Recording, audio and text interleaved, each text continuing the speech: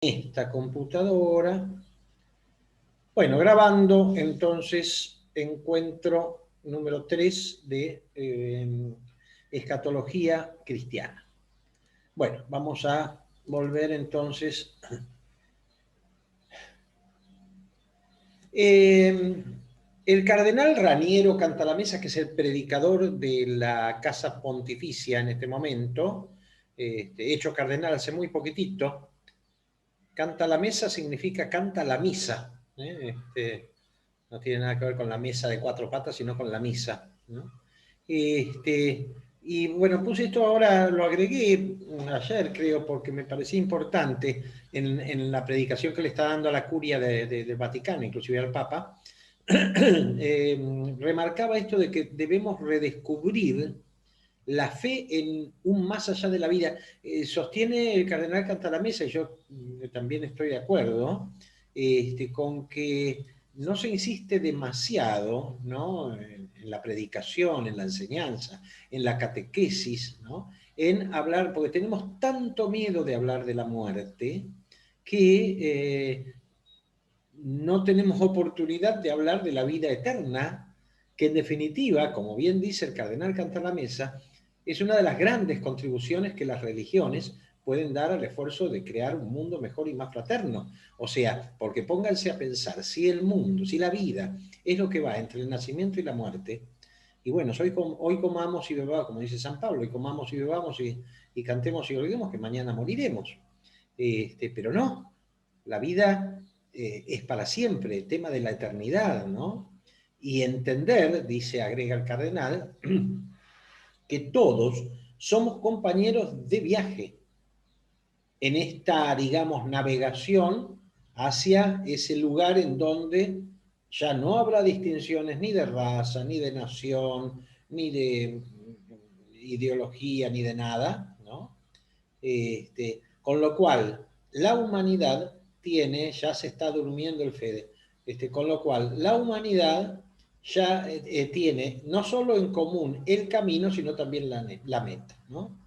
Y señala que nosotros nos basamos en un hecho concreto, preciso, real, que es la resurrección de Jesucristo, ¿no? Y en la promesa de Cristo. En la casa de mi Padre hay muchas habitaciones y yo voy a prepararles un lugar. Bien. ¿Qué nos dice el Antiguo Testamento con respecto a la escatología cristiana? Tenemos que entender que el Antiguo Testamento es una revelación incompleta. La revelación completa la tenemos ciertamente a partir de Jesucristo, ¿no? Entonces, el Antiguo Testamento a veces es un poco no contradictorio, pero hay distintas doctrinas sobre el destino o la condición de los muertos. Aparece muchas veces el Sheol, ¿no?, que es un lugar, como si fueran unas cavernas profundas de las cuales no se puede salir, un lugar, un mundo de sombras, ¿no? Ahí pongo una serie de citas en las cuales se habla del Sheol, y en el que no es posible alabar a Dios, ¿no? Hay me acuerdo medio así, se me viene a la memoria, en la morada de los muertos nadie te alaba, Señor, dice el salmista. Los vivos son quienes te alaban. Entonces el Sheol aparece como un lugar de sombra, con una existencia muy, muy débil, ¿no? Son los refaim, las sombras que subsisten en el Sheol, no tienen ningún contacto con lo que sucede en la tierra, no tienen conciencia de lo que pasa en el mundo de los vivos, pero tienen una cierta conciencia de sí, ¿no? Es una existencia débil la de las almas para la escatología hebrea, aunque recordemos lo que les decía hace un minuto, no hay una escatología única, ¿no? Por ejemplo, la resurrección no va a aparecer siempre, volveremos sobre esto. En el libro de Daniel 12:2 dice, muchos de los que duermen en la región del polvo se despertarán, estos para la vida eterna, aquellos para el oprobio, para la eterna ignominia, ¿no? Y hay algunos otros, por ejemplo, el Salmo 49, 48, Dios rescatará mi alma del Sheol, puesto que me recogerá. O sea, hay como que algunos atisbos del rescate de los muertos, ¿no? En el Salmo 73, 72 leemos, me recibirás en tu gloria, ¿no? Pero no hay una doctrina fuerte y unánime de lo que sucede después de la muerte. Muy interesante en un libro que forma parte de los escritos deuterocanónicos, escritos que fueron agregados en la Biblia griega, la Septuaginta, ¿no? La versión de los 70, que son estos libros, Tobías, Judith, el Sirácida o Eclesiástico, Baruch y 1 y 2 Macabeos, y a la vez algunas partes de Esther y de Daniel que no están en los originales hebreos, ¿no? Por eso llaman Esther y Daniel suplementos griegos. Estos libros son los libros deuterocanónicos que la Iglesia Católica recibe con algunas excepciones en la historia, por ejemplo, Jerónimo tuvo algún reparo, los tenía como... Bueno, ya lo vamos a ver. Bueno, pero la cuestión que en este parágrafo del libro de la sabiduría encontramos una doctrina que es muy, digamos, parecida a la que sostiene el cristianismo. Dios creó al hombre para que fuera incorruptible, ¿eh? Lo hizo a imagen de su propia naturaleza, o sea, en el sentido de la vida eterna, pero por la envidia del demonio entró la muerte en el mundo, ¿no? Ahora, mirá esto qué lindo. Las almas de los justos, o sea, de los que han vivido en gracia de Dios, están en las manos de Dios y no los afectará ningún tormento. A los ojos de los insensatos parecían muertos. Su partida de este mundo fue considerada una desgracia y su alejamiento de nosotros una completa destrucción. Pero ellos están en paz. A los ojos de los hombres ellos fueron castigados, pero su esperanza estaba colmada de inmortalidad. Por una leve corrección recibirán grandes beneficios, porque Dios los puso a prueba y los encontró dignos de él, ¿no? Acá hay atisbos inclusive hasta de una doctrina del purgatorio. Por eso brillarán cuando Dios los visite. Y bla, bla, bla, bla, bla, bla, bla. Los que confían en él comprenderán la verdad. Acá, en y después hay otro párrafo. En el libro de Daniel, bueno, ya ahora más, más largo, lo que yo ya les leí. Muchos de los que duermen en el polvo de la tierra se despertarán. Unos para la vida eterna, otros para ignominia y vergüenza eterna. Fíjense que aparecen la palabra eterna 2 veces, ¿no? Eternidad, sin fin. Entonces los sabios brillarán como resplandor del firmamento y los que condujeron a muchos a la justicia como las estrellas por toda la eternidad. Uno se imagina, por ejemplo, todos los evangelizadores y las evangelizadoras, ¿no? Los apóstoles, todas las personas, ¿no? Los sabios brillarán. Tema de la muerte. Recuerdo algo de lo que nosotros ya dijimos, ¿no? La muerte, digamos, es la desaparición del compuesto alma-cuerpo que, según la antropología cristiana, es el hombre. El hombre no es ni su cuerpo solamente, ni su alma solamente. Hoy hablamos también cuerpo, alma y psique, ¿no? Pero en todo caso, hay un compuesto que la muerte destruye, porque el cuerpo deja de funcionar, y no solo deja de funcionar, sino que se corrompe, o sea, se desintegra. ¿La muerte es querida por Dios? Es una pregunta que uno se puede hacer.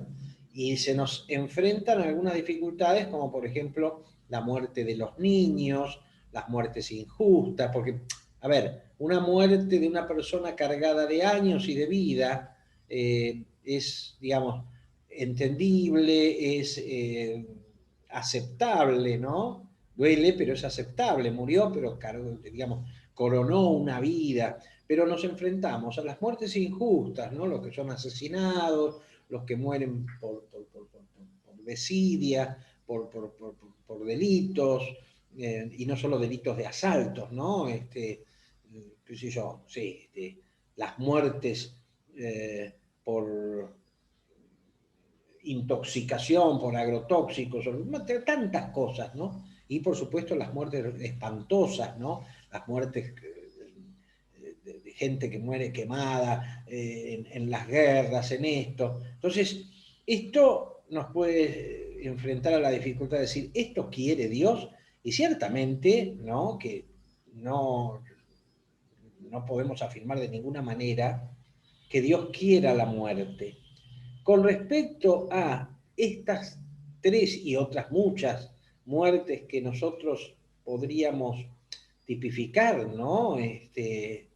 Y tenemos que callar, en el sentido de que, digamos, como ustedes saben, el deporte de los argentinos es hablar sin saber, ¿no?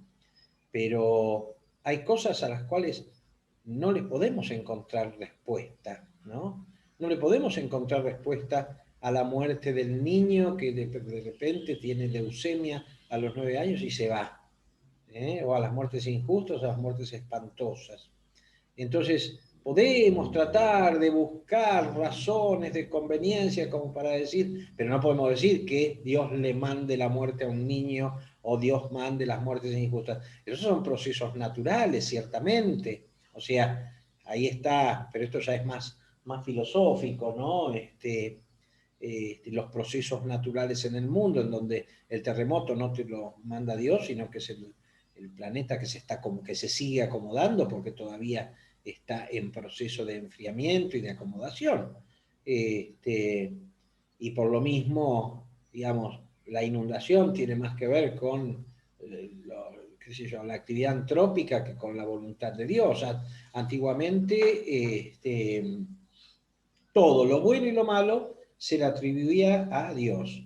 Si Dios me manda la tormenta, algo querrá de mí. Bueno, hoy tenemos en una de esas alguna mirada un poco más naturalista, en donde no es Dios el que manda, por ejemplo, el COVID, sino en todo caso los procesos naturales que Dios permite, ciertamente, como también permite nuestra libertad y permite nuestras decisiones, ¿no? Lo que nosotros deberíamos preguntarnos es qué hacemos con una pandemia como la que nos ha tenido todo este año y nos sigue teniendo en riesgo, y cómo, de qué manera nos hacemos presentes en el sufrimiento de los demás, ¿no? Pero en todo caso, la muerte, volviendo al principio, la muerte, cuando deja de funcionar el cuerpo, es el fin del estado viador. Viador significa caminador, ¿no? Caminante. La doctrina cristiana, inclusive el protestantismo y la ortodoxia, tanto griega como rusa como copta, ¿no?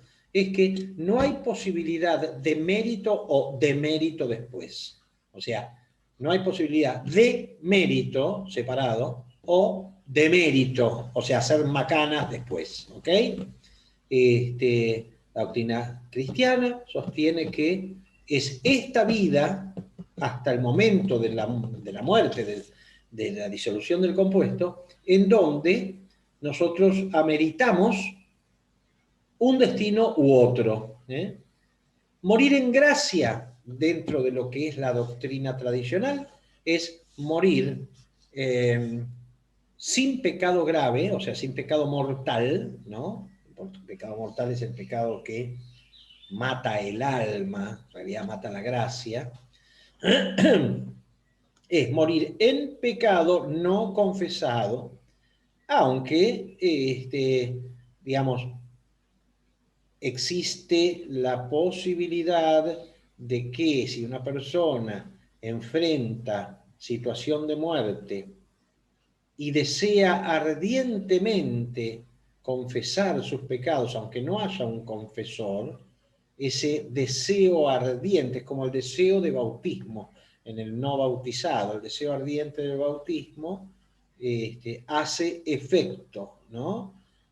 Porque tenemos que confiar fundamentalmente en la misericordia de Dios. Pero, si vos estás en pecado mortal y de repente te agarra un ataque masivo al corazón y te caes redondo al piso muerto, entonces estarías en un problema.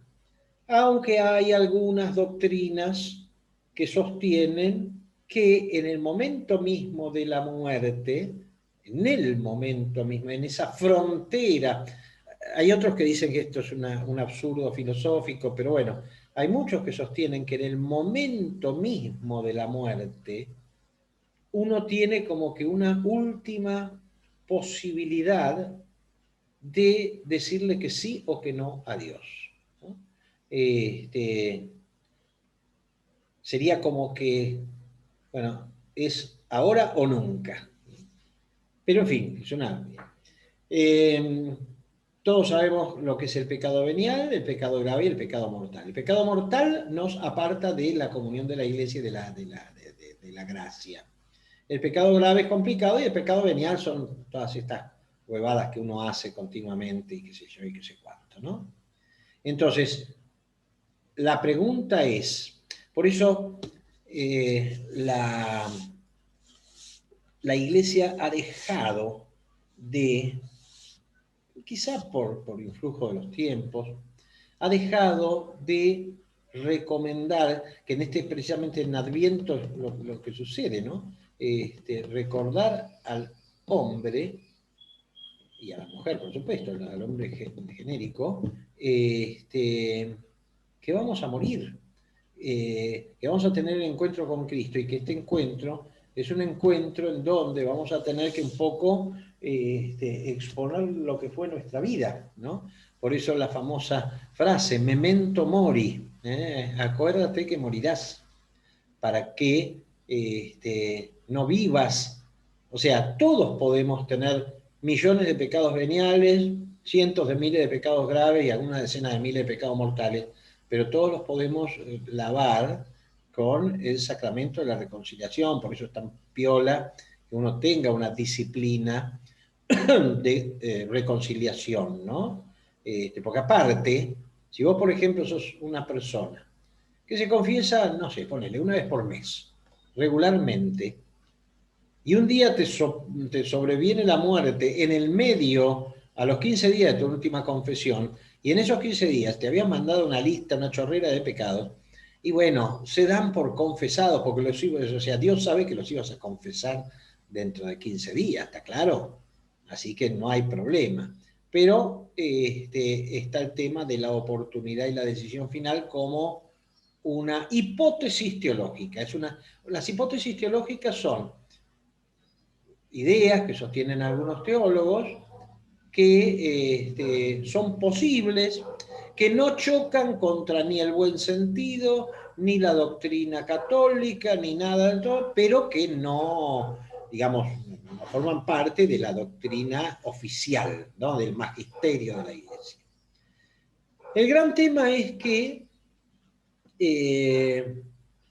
vos cuando morís, según lo que la iglesia cree, porque no ha vuelto nadie para contarnos, vos cuando morís te enfrentás con lo que podría haber sido tu vida si hubieras vivido en estado de gracia, ¿no?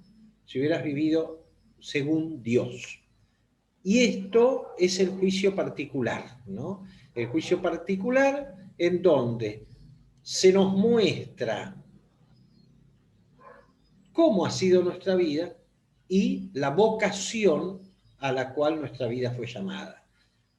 Leemos en Hebreos 9:27, está establecido que los hombres mueran una sola vez y luego el juicio. El tema tiene que ver, o sea, una de las grandes cosas que nos achacan a los creyentes es cómo puede ser que por 70, 80 años de vivir, aunque seamos unos pecadores, nos ganemos toda una eternidad o de premio o de castigo. Medio como que es una cuestión complicada. pero tiene que ver con la decisión libre, ¿no? San Cipriano decía, aquí en este mundo es donde se pierde o se conserva la vida, ¿eh? Aquí se provee para la salvación eterna con el culto de Dios, el fruto de la fe. O sea, es esta vida, ¿no? Mientras es posible, dice Máximo de Turín, mientras hay tiempo, miren por vuestra salvación y en esta breve vida procúrense la vida eterna. Es sabio el que entiende que esta vida no nos ha sido dada para el descanso, sino para el trabajo, para que trabaje aquí y descanso después, ¿no? O sea, desde el principio, la Iglesia, inclusive la Iglesia indivisa de los primeros años, sostuvo esto, ¿no? Esta vida nos permite, digamos, confiar en el premio o temer el castigo, ¿no?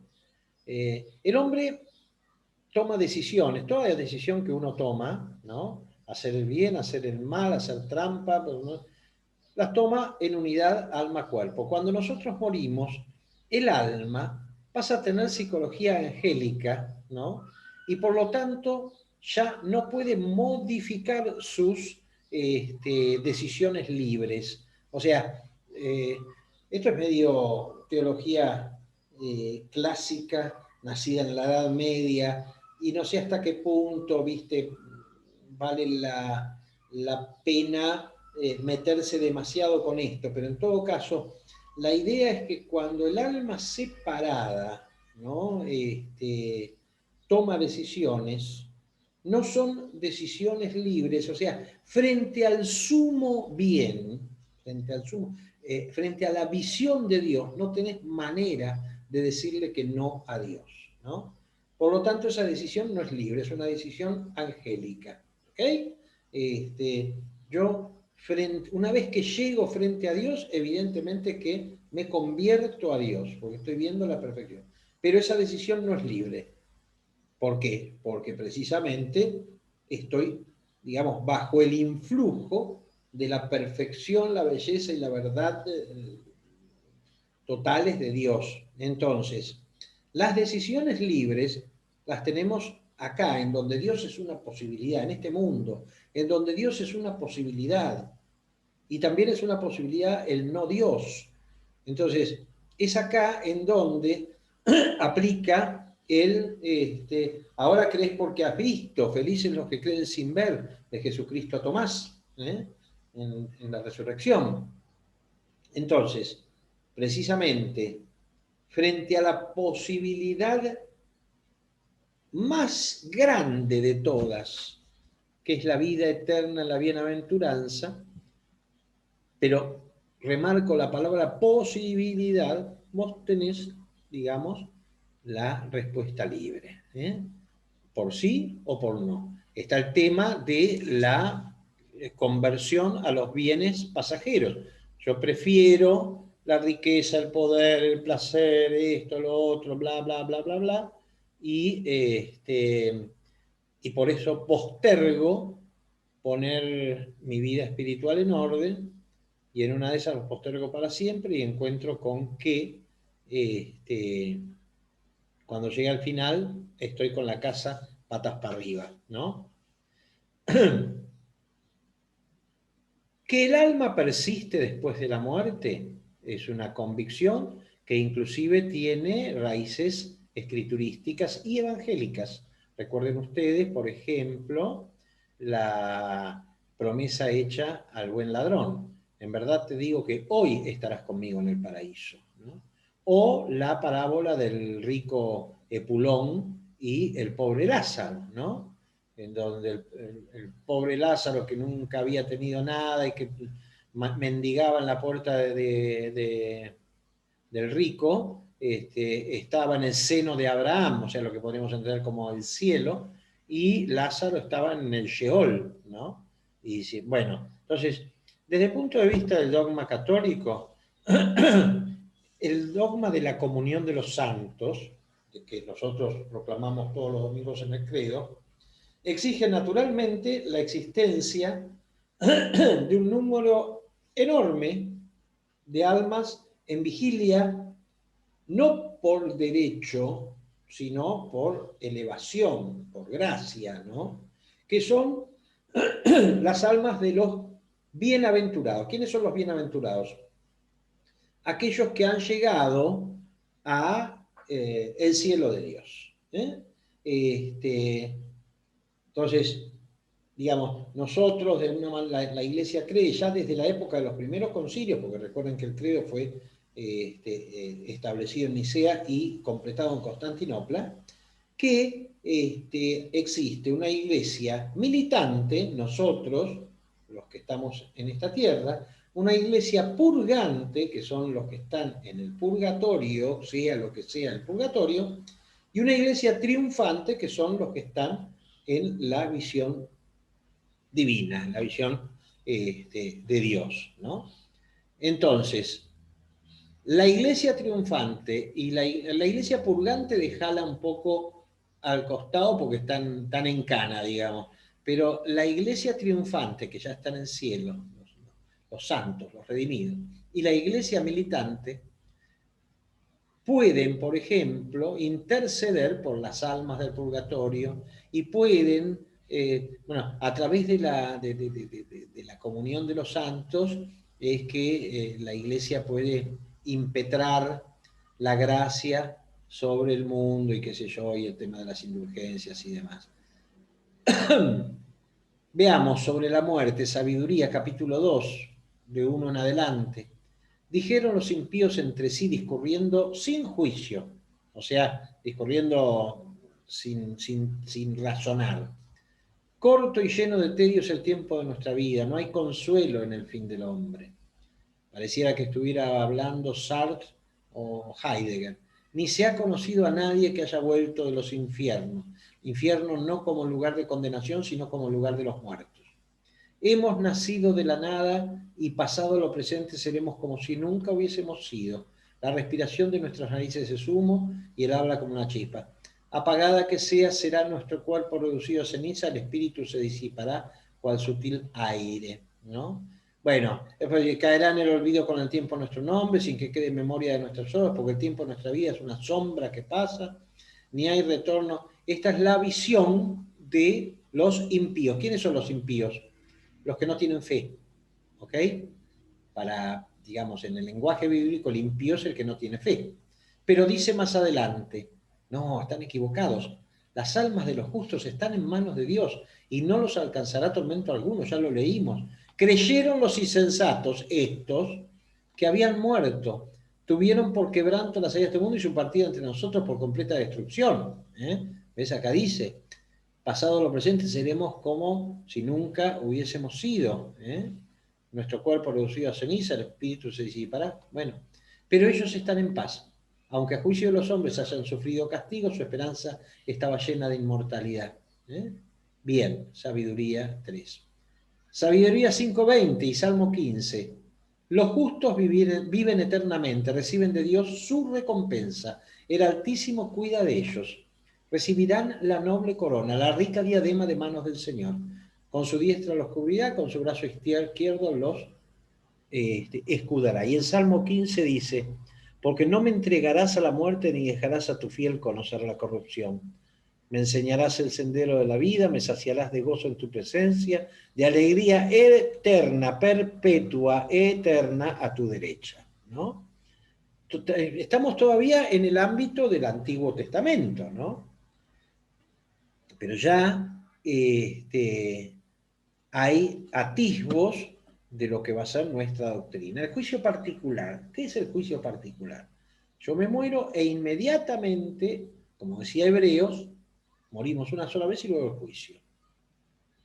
Varias veces vemos en el Nuevo Testamento que hay algunos que perviven, ¿no? Después de la muerte. Por ejemplo, nos aparecen Moisés y Elías en la transfiguración. El rico y Lázaro, ¿no? El buen ladrón. Son ejemplos en donde los muertos son presentados como con una pervivencia actual. Ahora, por eso mismo parece necesario un juicio particular antes del juicio final del que nos habla San Pablo. ¿Por qué? Porque ¿cómo se determina que, qué sé yo, el rico esté en el Sheol y Lázaro en el seno de Abraham. Este, ¿Por qué se habla del paraíso para el buen ladrón? ¿No? Hoy estarás conmigo en el paraíso. Evidentemente se nos hace necesaria esta instancia de un juicio particular antes del juicio final, ¿no? En donde se juzgan las obras, a ver, se juzga toda tu vida, ¿no?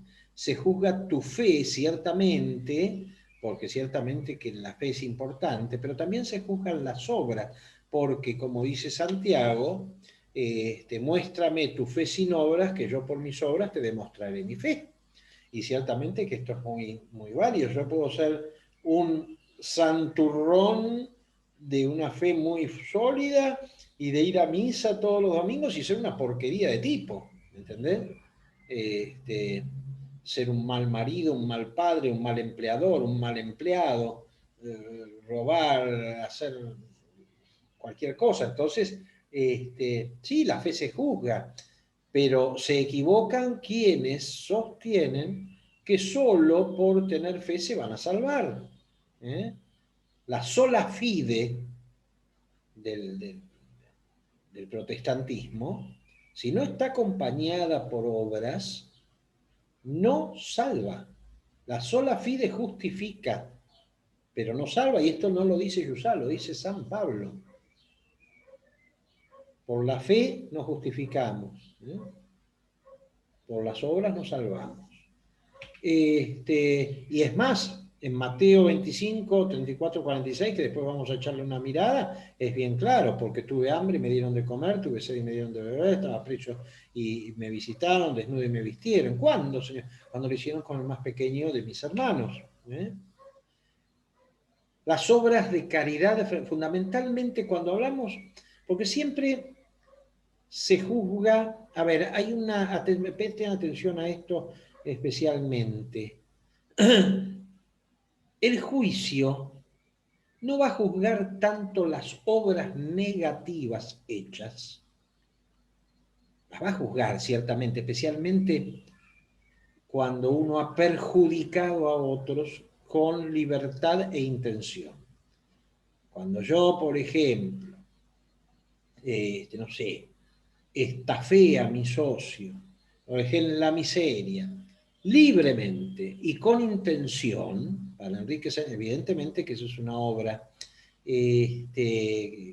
pecado que es grave, cuando libremente y con intención yo promuevo la cultura de la muerte, o cuando libremente y con intención yo jorobo seriamente a otros, bueno, eso son obras. No es una obra, a ver, no me quiero meter en terrenos engorrosos, ¿no? Pero evidentemente que aquel que roba porque tiene que llevarle comida al nene, no estamos en una de esas ante un pecado, ¿ok? Hay que ser muy, muy cuidadoso con esto. Pero vayamos a lo otro.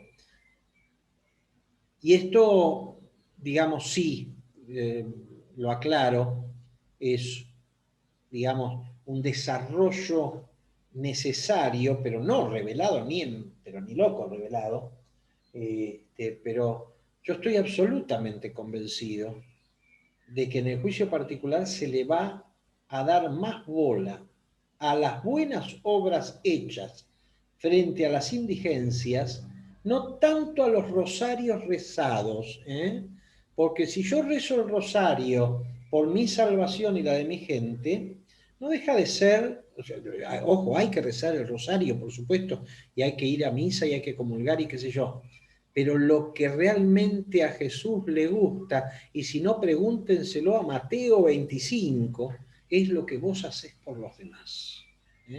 Las obras de caridad frente a las indigencias. Porque vos fijate que Mateo 25 no habla de pecados como por ejemplo, qué sé yo, la fornicación, el robo, no, habla de obras hechas o obras no hechas.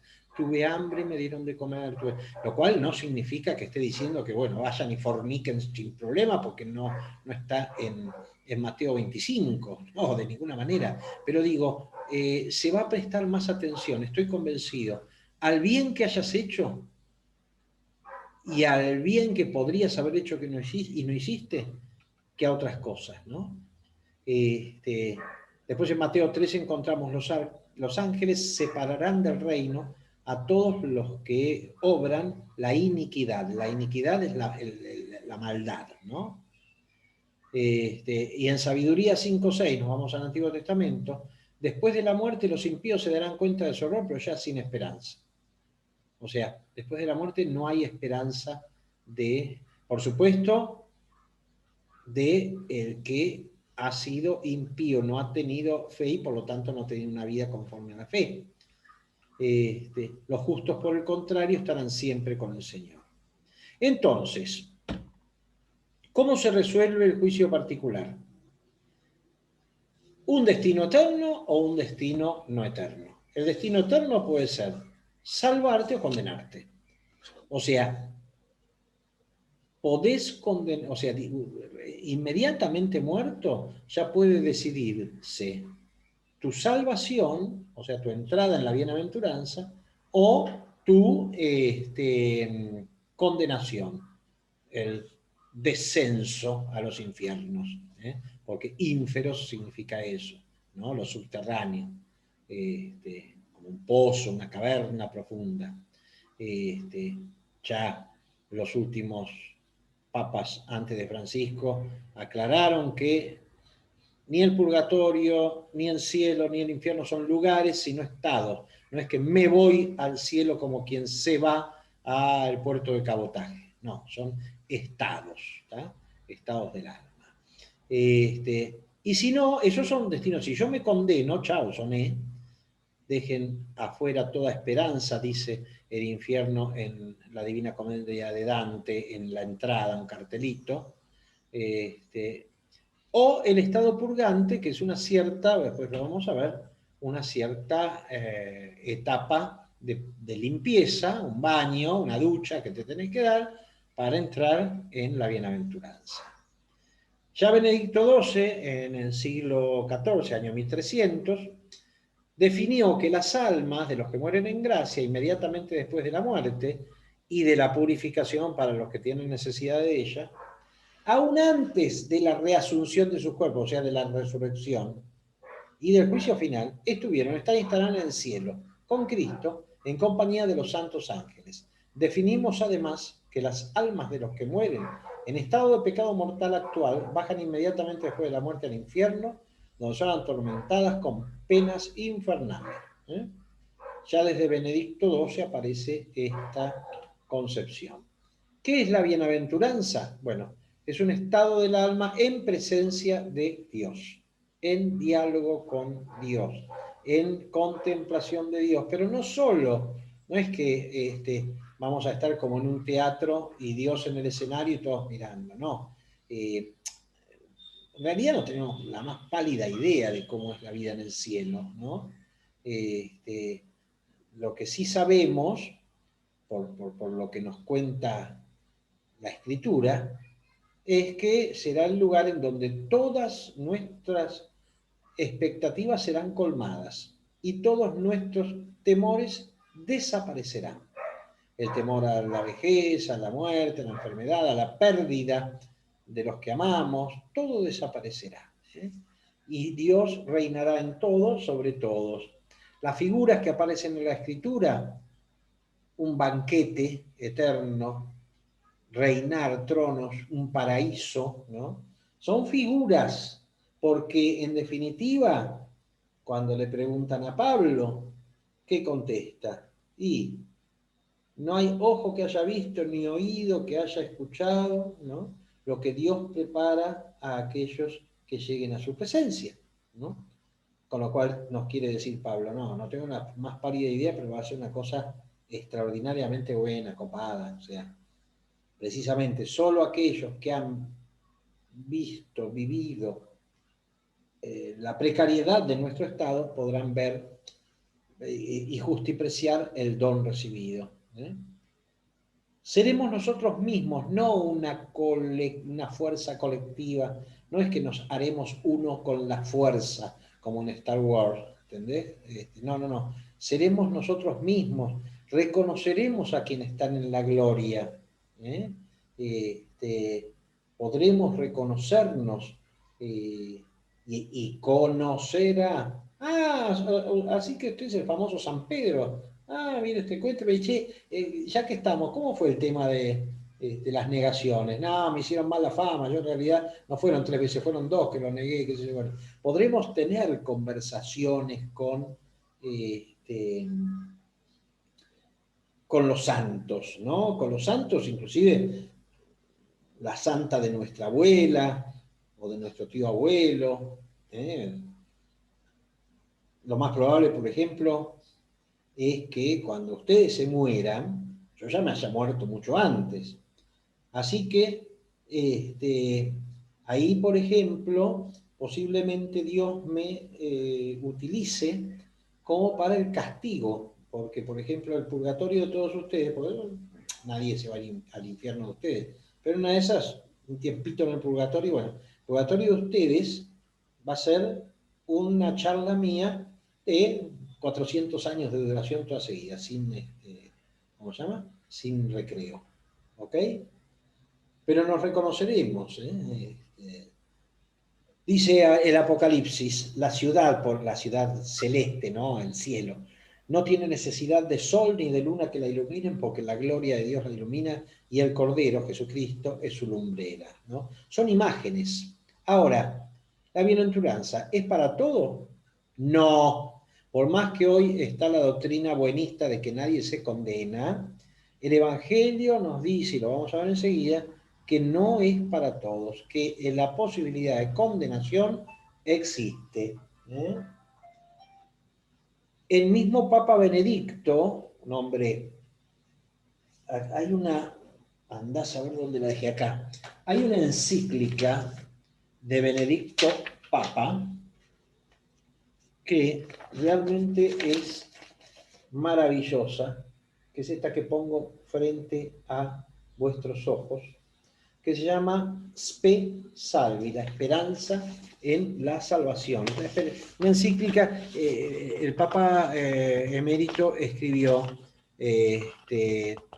varias encíclicas, pero quiso dedicar una encíclica a cada virtud teologal. La última, de las 3, la terminó Francisco, ¿no? Por eso se dice que es una encíclica a 4 manos.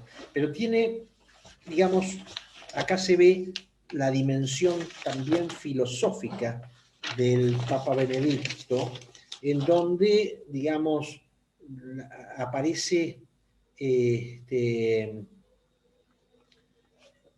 pensamiento lleno de lógica, ¿no?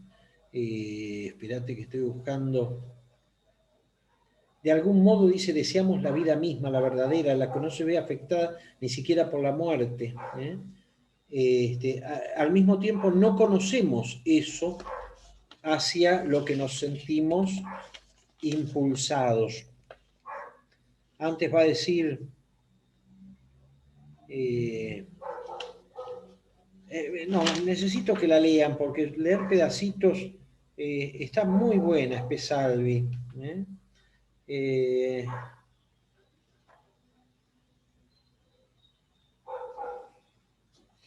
Había algo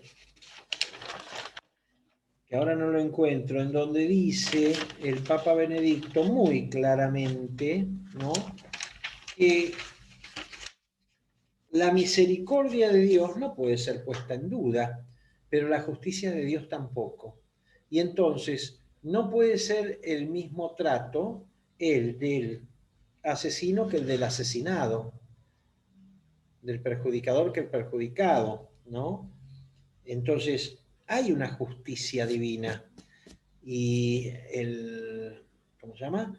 Y es esta justicia divina la que nos hace ver que yo no puedo tener el mismo premio que Teresa de Calcuta. Yo, Raúl Yusa, no puedo tener el mismo premio que Teresa de Calcuta, ni el mismo castigo que Adolfo Hitler, ¿no? Porque no he sido ni tan capaz de amar como Teresa, ni tan capaz de odiar como Hitler. ¿Entendés? Entonces, evidentemente que tiene que haber algún tipo de diferencia. Para nosotros esta diferencia está, o sea, si vos pecás, si vos, a ver, nosotros hemos escuchado desde chiquitos que si morimos en pecado mortal, el gran problema es determinar cuál es el pecado mortal, ¿no? En el sentido de que para la iglesia, a ver, siempre ha sido más importante el pecado sexual que el pecado contra la caridad, cuando es absolutamente al revés, ¿no? Insisto, no se trata de negar que pueda haber pecado sexual, ¿no? Especialmente cuando estamos usando al otro como un objeto para satisfacer nuestros apetitos naturales en el sentido de la naturaleza, ¿no? Hay pecado sexual, pero no es el más grave. De ninguna manera. Los pecados más graves, vamos a preguntárselos a Jesús.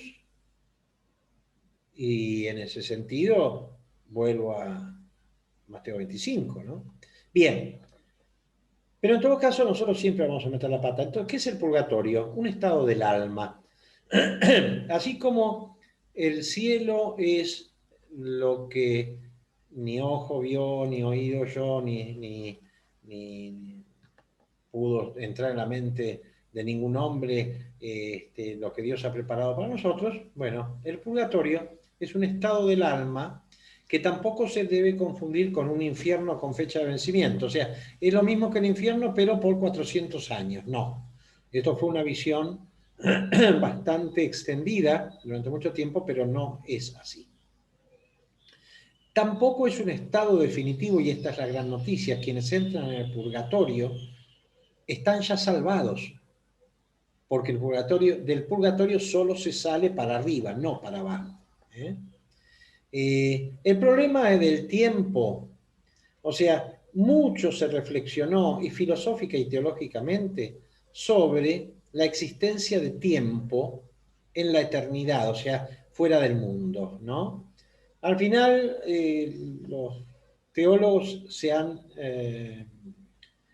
digamos, decidido por proponer la eviternidad, en que es un devenir sin cambio, porque, digamos, en nuestra vida, el devenir, ¿no? Implica cambio. Envejecemos, el mundo cambia, las paredes se despintan, o sea, el paso del tiempo implica cambio. Bueno, la eviternidad es un paso del tiempo sin cambio. Solamente, digamos, hay vivencia, pero no hay cambio. ¿Eh? Y este es el tiempo de la otra dimensión. Un tiempo que es un devenir que no implica cambio. Bien, esto ya lo dije. Quienes están en el purgatorio tienen la seguridad de estar salvados. No es para todos, no es que todos vamos a pasar por el purgatorio. Yo sí, pero posiblemente algunos de ustedes, Fede también, pero posiblemente las chicas en esa se salven, ¿no? Los protestantes nos acusan a nosotros de decir que todos, no es doctrina católica. Después hay un tema que es el de la culpa y la pena, ¿no? Que lo voy a desarrollar una diapositiva después, ¿no? Y tiene que, a ver, la culpa es aquello que me hace precisamente culpable, ¿no? De algo. Y la pena es lo que o castiga o rectifica. Por ejemplo, hay veces que la pena es restituir, suponete, yo robé, bueno, me hacen restituir lo robado y dar alguna cosa en compensación como para establecer la justicia. Pero hay otras veces en las cuales la culpa es tan grave que no puede, digamos, ser, por ejemplo, Adolfo Hitler, disculpen que utilice siempre el mismo ejemplo, pero es así. Adolfo Hitler produjo por su deseo de grandeza, una guerra que dejó 50 millones de personas muertas, y cada una de estas personas muertas tenía una familia, ¿no? O sea, causó dolor, hambrunas, pestes, 6 millones de muertos en cámaras de exterminio y qué sé yo. Entonces, es tan grande la culpa, ¿no? Que al menos en ojos humanos no hay manera de redimirla, ¿no? Porque causó mucho sufrimiento y terminó pegándose un tiro para no caer en las manos de los tribunales aliados. Entonces, evidentemente, yo estoy convencido de que ese tipo está condenado, ¿no? En la teología más tradicional se nos habla de pena de daño y pena de sentido. O sea, ¿qué es la pena? El castigo por por lo hecho, por las malas obras o las buenas no hechas. Pena de daño son nombres técnicos, no es necesario que ustedes se los acuerden, se los digo ahora como para que lo sepan nomás. Pena de daño es la privación de la visión beatífica, o sea, la privación de gozar de la visión de Dios. ¿Está? Ahora bien, el tema es que cuando vos morís, ves a Dios cara a cara en el juicio particular. Este ver a Dios te hace comprender en un segundo la maravilla de Dios, la completud que significa la visión divina, ¿no? Porque es aquello para lo que hemos sido creados. Entonces, si el veredicto del juicio particular es desfavorable para vos, quedará privado para vos, quedarás privado vos, temporal o definitivamente de la vista y de la presencia de Dios, a quien ya conociste y por lo tanto vas a desear fervientemente porque ya lo conociste. Hoy deseas a Dios de manera imperfecta, porque no lo conoces.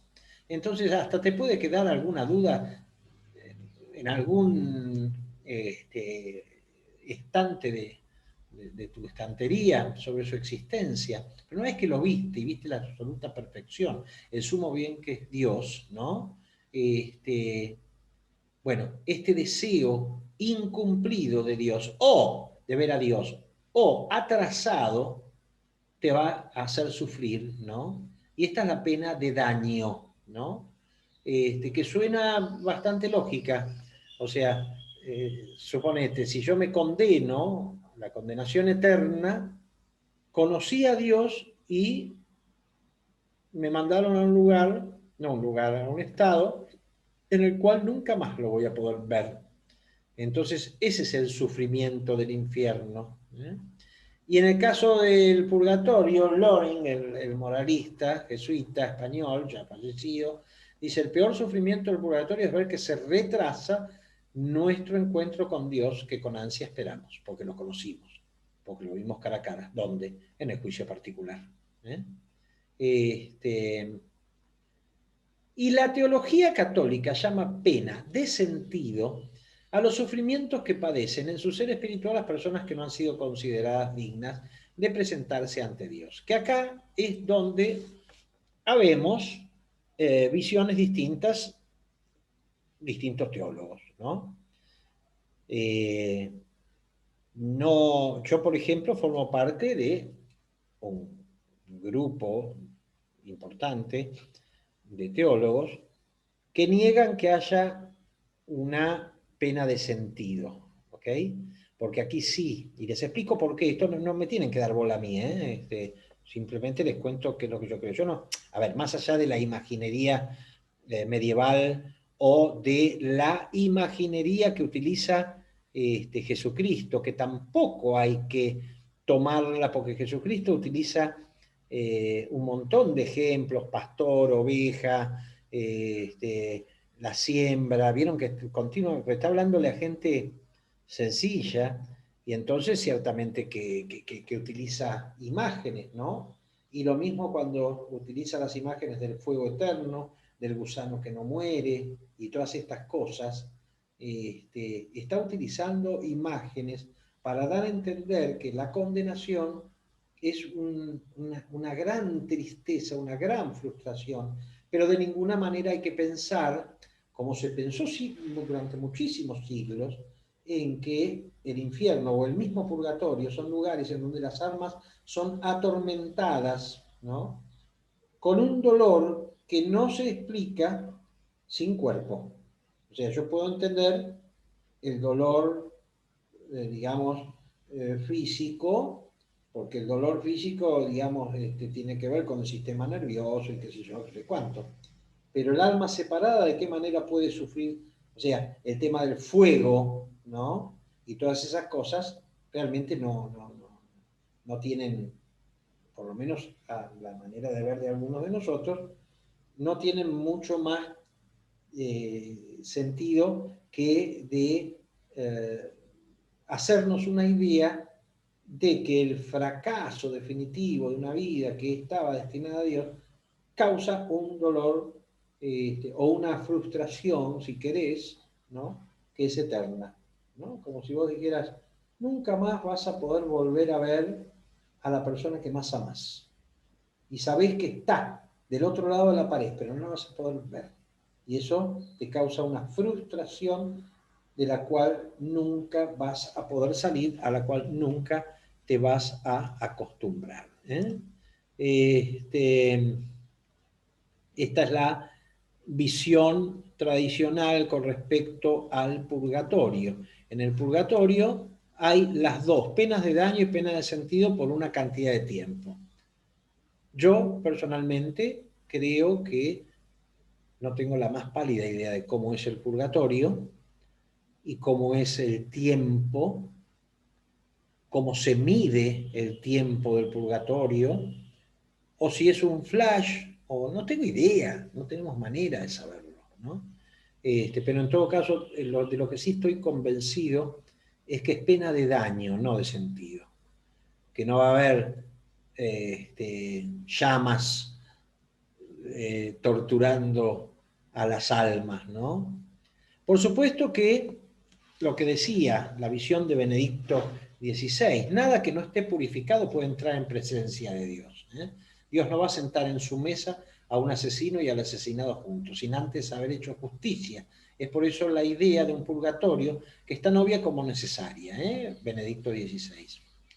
Ojo, Dios no condena eternamente por faltas cometidas por limitaciones humanas o por ignorancia. Esa persona limitada, qué sé yo, o cuando luchamos contra nuestras inclinaciones y bla, bla, bla, Dios no condena eternamente por eso, pero ciertamente que las tenemos que lavar de alguna manera. El purgatorio no está anunciado de modo explícito en la escritura, pero en uno de los de la literatura deuterocanónica, dos Macabeos, resulta que en una batalla habían caído muchos de los macabeos, ¿no?, del ejército de los macabeos que luchaban por Judá, y de repente encontraron en muchos de los muertos objetos consagrados a los ídolos, estaban en gran pecado, ¿no? Entonces, pasaron a la súplica, rogando que quedara completamente borrado el pecado. O sea, están rogando por los muertos, ¿ok? Con lo cual, digamos, este libro habla de la posibilidad de redimir un pecado de determinada gravedad más allá de la muerte.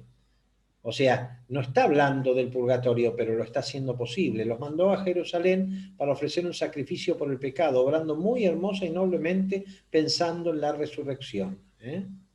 Pues de no esperar que los soldados caídos resucitarían, habría sido superfluo y necio rogar por ellos. En Mateo, en el Nuevo Testamento, en Mateo 18, en la parábola, ¿no?, de el rey bondadoso y le había perdonado no sé cuántos talentos, y el otro no perdonó a alguien que le debía unos pocos denarios. Entonces su señor enojado lo entregó a los verdugos hasta que pagara todo lo que le debía. Así también hará mi Padre Celestial con ustedes si no perdonan de todo corazón a sus hermanos sus ofensas. Lo entregará a los verdugos hasta que paguen todo lo que deban. ¿Eh? Y acá en Mateo 12, a cualquiera que dijera alguna palabra contra el Hijo del Hombre le será perdonado, pero al que hable contra el Espíritu Santo no le será perdonado ni en este siglo ni en el venidero, ni en esta vida ni en la otra. ¿Eh? El pecado contra el Espíritu Santo, o sea, el negar la acción de la gracia, ¿no? Claro, no es que sea un pecado tan grave que no es perdonable, pero si yo no creo en la gracia, evidentemente no me hago receptor de la gracia. Así de sencillo. Bueno, pero está hablando de que hay cosas que se perdonan en el siglo venidero, ¿entendés? Cuando tú vayas con tu adversario al juez, procura en el camino arreglarte con él, no sea que te arrastre entre el juez te entrega al alguacil y este te meta en la cárcel. Te digo que no saldrás de allí hasta que hayas pagado el último centavo. Aparece otra vez en labios de Jesús, en este caso en Lucas, ¿no? El tema de pagar hasta el último centavo. ¿Eh? Y nos dice San Pablo, la obra de cada uno será manifiesta el día de la muerte, ¿no? La obra de cada uno será manifiesta, lo que uno vivió, porque el día la pondrá al descubierto, pues por el fuego será revelada. La obra de cada uno, sea lo que sea, el fuego la probará. Si permanece la obra de cada uno que sobreedificó, él recibirá recompensa. Si la obra de cada uno se quema, él sufrirá pérdida, si bien él mismo será salvo, aunque así como por fuego. Es una fea traducción la que tomé, la verdad que es horrible, la Biblia de Jerusalén. Él mismo recibirá la salvación, aunque como habiendo pasado por el fuego, ¿no? Ciertamente que son todos parágrafos que si no nos hablan del, ¿cómo se llama?, del purgatorio,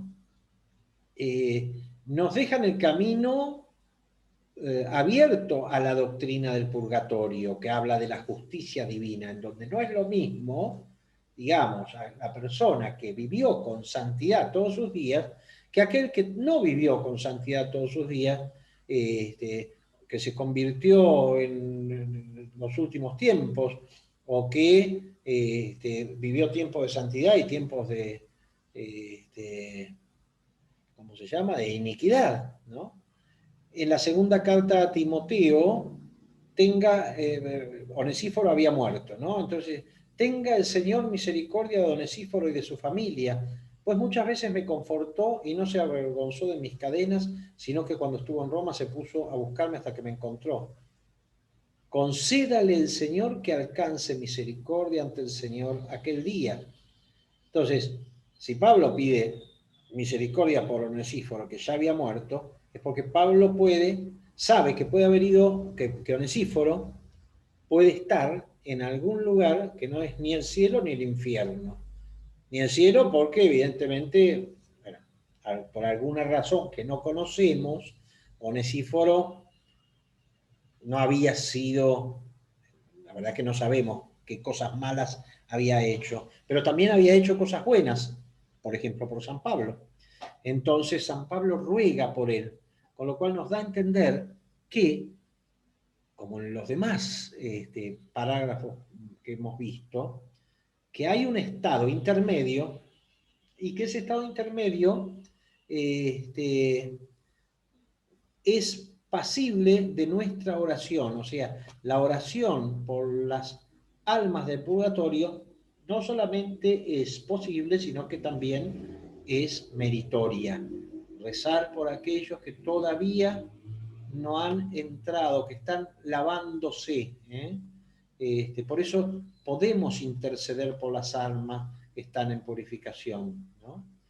San Juan Crisóstomo, en el 380, dice, a los muertos llevémosle socorro y hagamos su conmemoración. Si los hijos de Job fueron purificados por el sacrificio de su padre, ¿por qué habremos de dudar en nuestras ofrendas por los muertos les lleven un cierto consuelo? No dudemos en socorrer a los que han partido y ofrecer nuestras plegarias por ellos, porque nosotros no sabemos. La persona más santa pudo tener pecado que la tiene en el purgatorio. Y Cirilo dice en el 350, del mismo modo también nosotros presentamos súplicas a Dios por los difuntos, aunque sean pecadores, porque nadie conoce el corazón, solo Dios.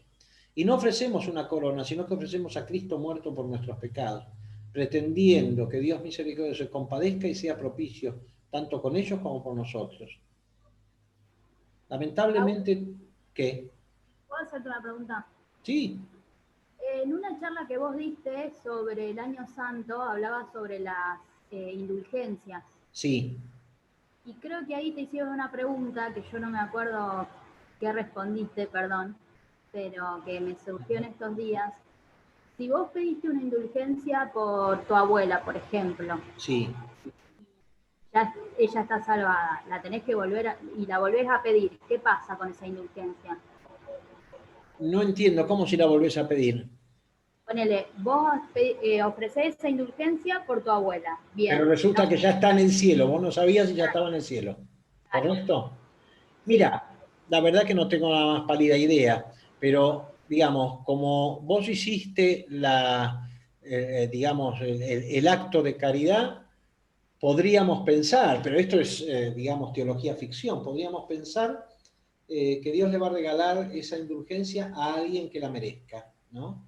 ¿Entendés? ajá, Que quizá tenga que ver con tus afectos, porque vos le ofreciste por tu abuela, pero resulta que la tía Porota, que también se murió, y que vos pensabas que era una santa que estaba en el cielo, resulta que estaba también paseándose por el purgatorio. Entonces, bueno, Nidia pidió por la abuelita, pero como la abuelita ya la tengo, se la voy a pasar a la tía Porota, ¿me entendés? No sé, qué sé yo, no tengo más pálida idea, Nidia, no, porque de estas ok, cosas, mi profesor de dogmática, uno de mis profesores de dogmática, siempre decía, hablar de estas cosas es estar en un filo muy filoso, ¿no? En donde no sabemos mucho. ¿Eh? claro. Bien. Entonces, la intercesión de los santos es válida para pedir por los muertos. Te pedimos, Santísima Virgen María, por los muertos de mi familia, para que puedan alcanzar pronto la visión de Dios y que vos con tu mano los introduzcas al reino de tu Hijo Jesucristo. Es totalmente válida esa oración, ¿no? Este, Estoy insistiendo mucho con el purgatorio porque es un tema controvertido o sea, los increyentes no creen ni en purgatorio, ni en cielo, ni en infierno, te morís y desapareciste. Pero los cristianos tenemos un gran problema con el purgatorio, porque en el cielo y en el infierno todo el mundo cree. Pero, por ejemplo, las comunidades reformadas no creen en el purgatorio. Por eso estoy diciéndoles todo lo que nosotros podemos decir, que no es mucho, pero es algo sobre el purgatorio. Ya San Gregorio Magno hablaba del purgatorio, el segundo concilio de León en 1274, que dice en uno de sus dogmas que los que murieron en la caridad de Dios con verdadero arrepentimiento de sus pecados, antes de haber satisfecho por ellos con verdadero fruto de penitencia, son purificados después de la muerte con penas purgatorias. ¿Cuáles son las penas purgatorias? Andamos a saber, pero digamos, porque por ejemplo, hay gente que peca, ¿no? Pero purga en vida esos pecados con verdaderos frutos de penitencia. O sea, vos podés purgar en vida, ¿no? Y merecer quizá con un poco de suerte la entrada al cielo. Pero, o sea, derecha, sin escala intermedia, ¿no? Este, pero ya el segundo de León dice que los que no terminaron, se arrepintieron del pecado, pero, porque una cosa es arrepentirte, ojo con esto, muchachos y chicas, la confesión auricular te quita la culpa, pero no necesariamente la pena. Si la pena es leve, porque tu pecado es leve, con una buena obra, un par de cosas, la podés liquidar. Pero si tu pecado es grave, y bueno, la pena también es grave, entonces posiblemente no la puedas resolver en este mundo y la tengas que resolver de alguna manera misteriosa en el otro. El Concilio de Florencia de 1439, en el decreto Pro Gregis, también definió la existencia. Y Trento confirma la doctrina sobre el purgatorio contra los reformadores, especialmente Lutero, que excluía toda posibilidad de purificación personal, ¿no? O sea, él decía, la muerte expiatoria de Cristo lava todos los pecados y qué sé yo, qué sé cuánto. Entonces, no hay posibilidad de expiación personal, no hay mérito ninguno, ni siquiera, o sea, bueno, todo lo que sabemos de la doctrina luterana, todo es gracia y todo es predestinación a la salvación o a la condenación, cosa que no tiene ningún sustento ni teológico ni filosófico.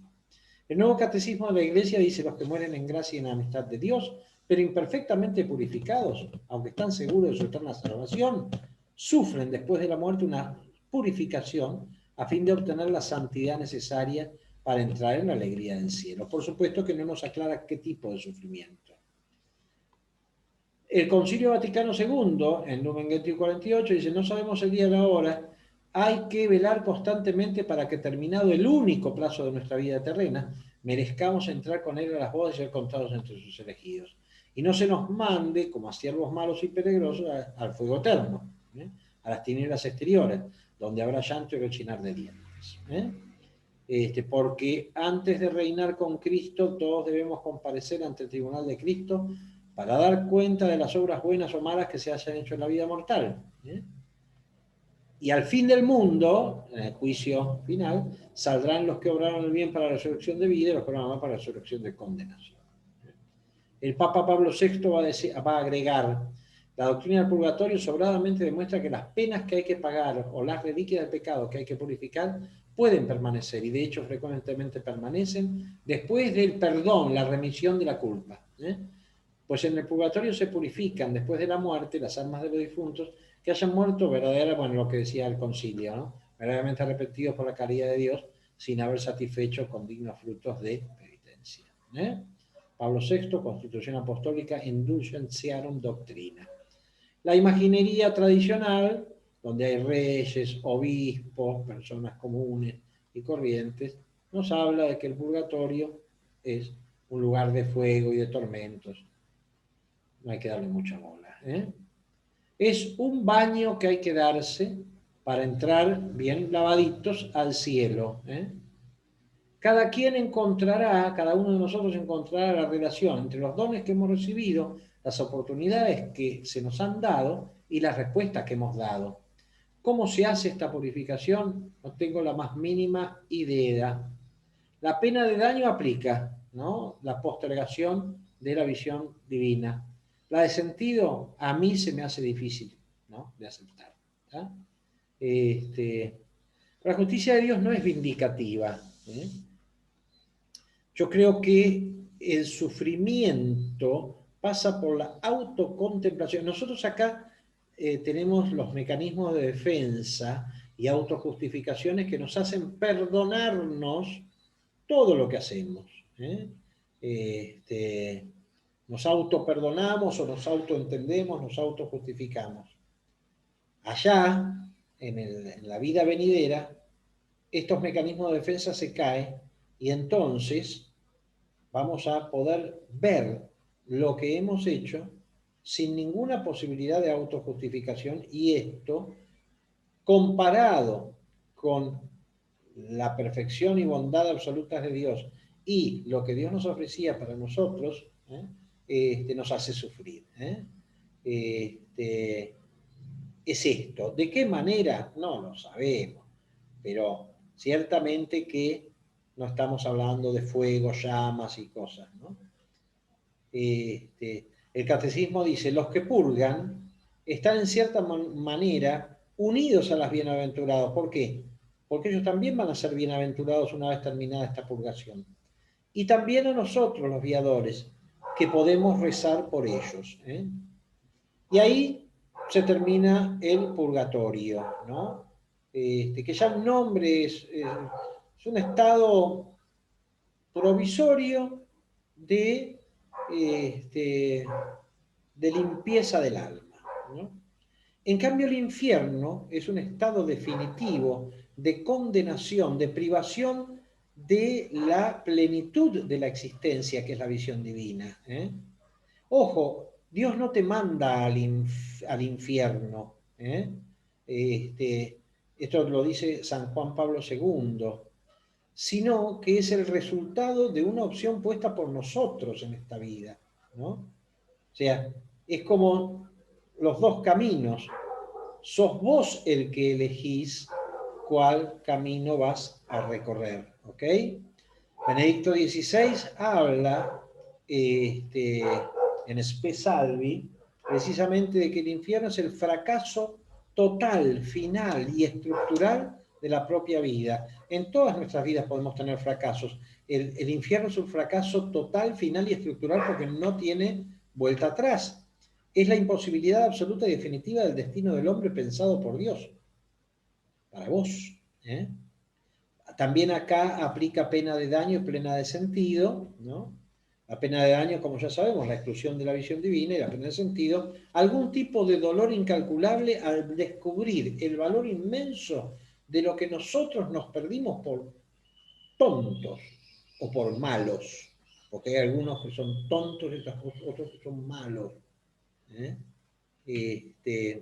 El fuego eterno es una figura tomada quizá de la gehenna, que era la quema de la basura de Jerusalén, ¿no? Y a donde iban a parar también a quemar los cadáveres de los delincuentes, de los lincheras, de los leprosos y qué sé yo.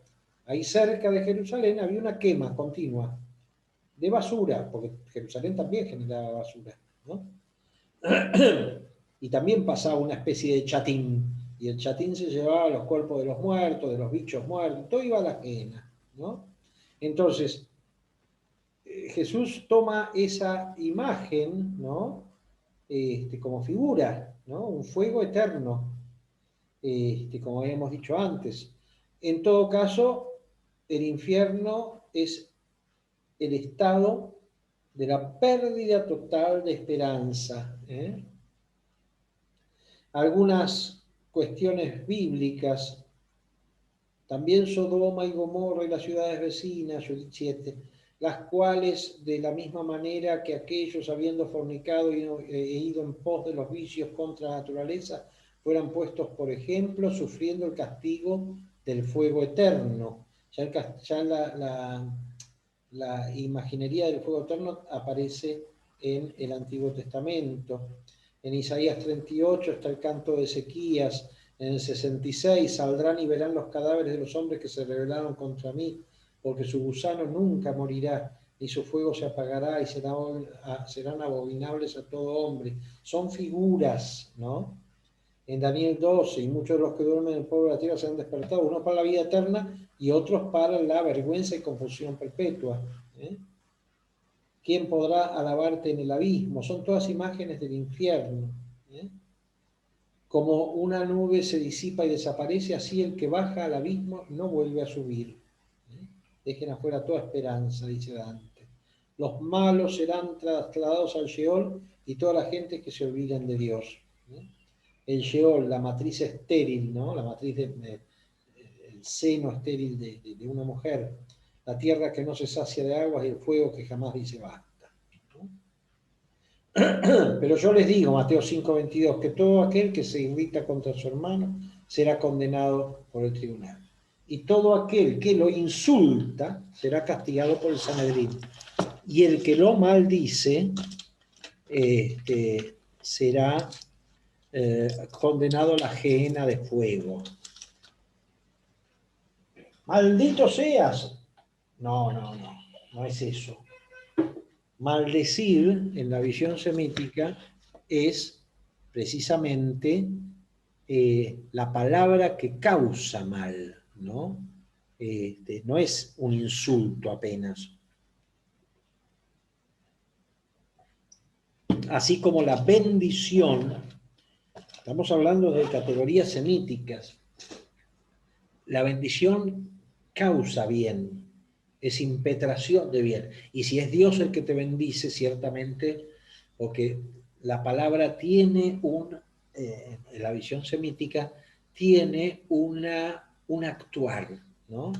Entonces, cuando Dios bendice, su palabra es performativa, hace lo que dice. Y dijo Dios, haya luz, y la luz fue, ¿no? Es la palabra performativa. Pero la bendición, cuando Dios bendice al justo, como vemos tanto en el Antiguo Testamento, ciertamente que le causa bien. Y cuando Dios maldice, le causa mal. Bien. Entonces, acá en Mateo 5:22, por eso dice, el que maldice es el que desea mal al otro, ¿no? Y lo expresa, será condenado a la ajena de fuego, que puede ser el infierno. No teman a los que matan el cuerpo, teman más bien a los que en cuerpo y alma pueden arrojarlos a la ajena, ¿no? Si tu mano, tus pies, tus ojos son ocasión de pecado, arráncalos, más vale entrar sin ellos al cielo que ser arrojado con ellos al infierno. ¿Eh? En verdad les digo que cuando no lo hicieron a uno de los más pequeños, tampoco a mí lo hicieron. Irán estos al castigo eterno y los justos a la vida eterna. Esto es el Evangelio. Y el Apocalipsis. Y el que no fue hallado escrito en el libro de la vida fue lanzado al lago de fuego. ¿Eh? Apocalipsis. Él también beberá el vino del furor de Dios, que está preparado puro en el cáliz de su ira, y será atormentado con fuego y azufre delante de los santos ángeles y en presencia del Cordero. Y el humo de su tormento asciende por los siglos de los siglos. Y no tienen reposo ni de día ni de noche los que adoran a la bestia y a su imagen. No sabemos si habla de Nerón o del demonio, o de el demonio y su imagen, Nerón, y a cualquiera que reciba la marca de su nombre. Porque en definitiva, ciertamente que los adoradores del mal, los que rinden culto al mal, ¿no? Salvo que medie locura, o sea, problemas mentales, ¿no? Los adoradores del demonio no tienen salvación posible, porque han elegido libremente adorar al mal antes que a Dios. Entonces, infierno. Sea lo que sea el infierno. ¿Ah? Doctrinas heterodoxas sobre el infierno no existe, porque Dios es tan bueno que perdona a todos. Bueno, entonces no le creamos a Jesús, que desmiente esta teoría continuamente. Existe, pero tiene una duración, o sea, vendría a ser un purgatorio. No, flaco, para ello ya tenemos el purgatorio. O existe y es eterno, o no existe.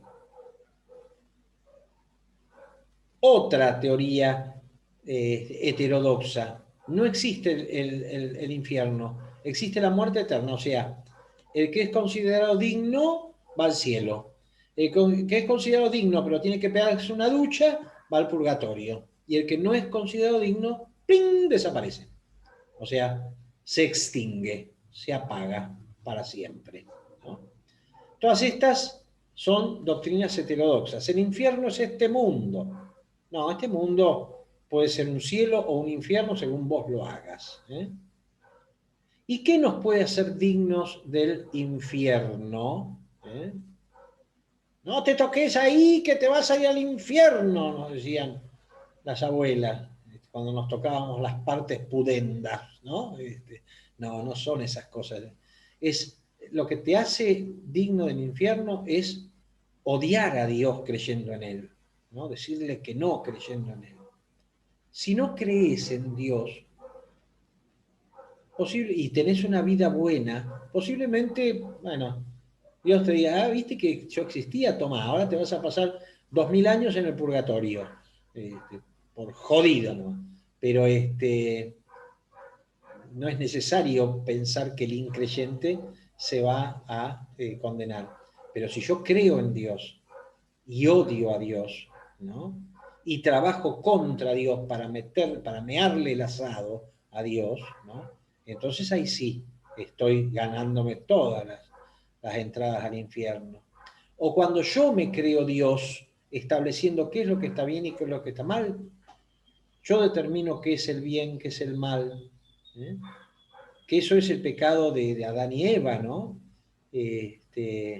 Comer del fruto del árbol de la ciencia, del bien y del mal, que no era el conocimiento del bien y del mal. Está bueno conocer qué está bien y qué está mal, no.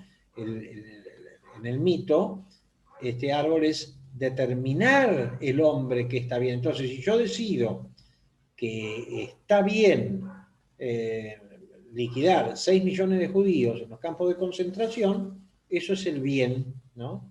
Y si yo decido que está bien permitir el aborto en cualquier circunstancia y en cualquier situación, simplemente por la voluntad de las personas, y si yo decido que está bien, por ejemplo, no sé, matar a los viejos cuando los viejos ya...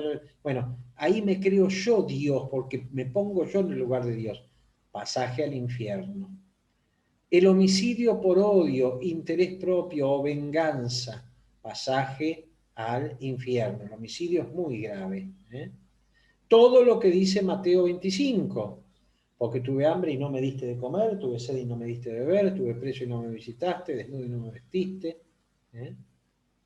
Ojo, no se vayan a confundir, ¿no? Como alguno que dice, porque tuve hambre, me diste de comer, tuve sed y me diste de beber, estaba desnudo y me visitaste. No, eso no es así, ¿eh?